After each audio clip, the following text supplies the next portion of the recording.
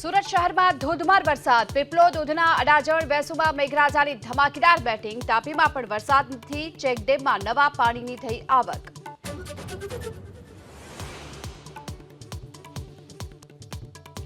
પાણીની માંગ વચ્ચે મોરબીના હળવદના રાયસંગપુર પાસે પાણીનો વેડફાટ. બ્રાહ્મણી ડેમમાંથી અપાતા પિયતના પાણીને લઈ D19 માઇનોર કેનાલમાં ગાબડો.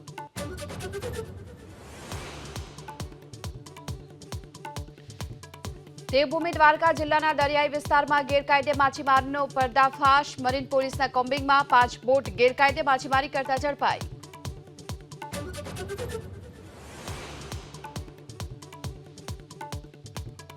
પૂરની સ્થિતિ સામે લડવાની તૈયારીને લઈ ગૃહમંત્રી અમિત શાહની સમીક્ષા બેઠક. કેન્દ્રીય મંત્રી CR પાટીલ અને સંબંધિત વિભાગના અધિકારીઓ સાથે કરી ચર્ચા.